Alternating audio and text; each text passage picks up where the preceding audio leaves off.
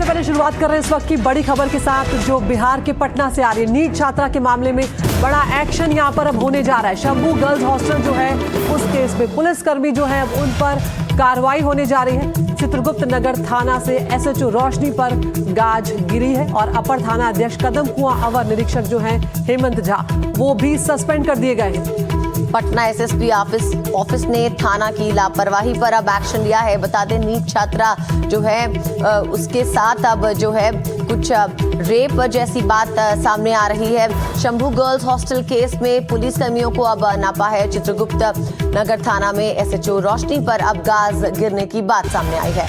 तो यहाँ पर गाज गिर गई है पटना एसएसपी ऑफिस में जो लापरवाही हुई। और इस सब के बीच में एक और बड़ी खबर ये सामने आ रही है कि फॉरेंसिक टीम जो है उसने बायोलॉजिकल जो रिपोर्ट सौंपी है उसमें ये यौन शोषण जो है उसकी बात सामने आ रही है और रिपोर्ट के आधार पर अब आरोपी की तलाश की जा रही है। तो अदिति, हमने देखा था कि परिजन जो थे इस छात्रा के वो लगातार ये आरोप लगा रहे थे कि लड़की के साथ यौन शोषण हुआ है और अब जो बायोलॉजिकल रिपोर्ट सौंपी गई है फॉरेंसिक टीम की तरफ से उसमें टीम ने पुलिस को ये रिपोर्ट सौंपी है और यौन शोषण की बात सामने आई है। हमारे संवाददाता सोमू आनंद इस खबर पे हमारे साथ जुड़ गए हैं। सोमू, बताइए, बताया जा रहा है कि जांच में मेल स्पर्म इस लड़की के ऊपर से जो है पाया गया है।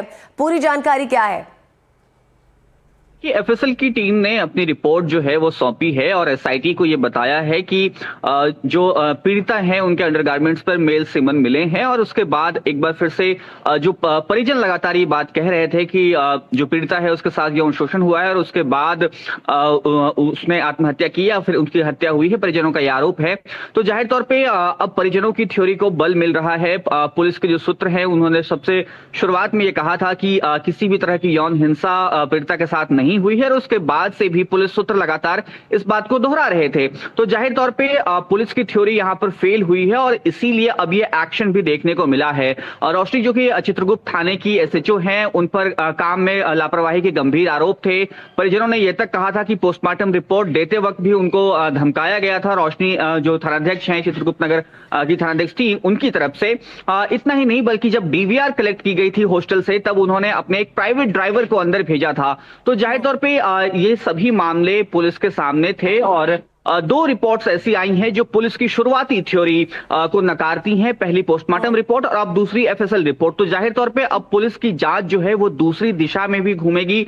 आखिर जो समन मिला है वो किसका है, उसके लिए डीएनए टेस्ट वगैरह की प्रक्रिया शुरू होगी। लेकिन पुलिस जो अब तक कहीं ना कहीं इनकार कर रही थी कि यौन शोषण नहीं हुआ है और इसीलिए एम्स में भी सेकेंड ओपिनियन के लिए पूरी रिपोर्ट्स भेजी गई थी।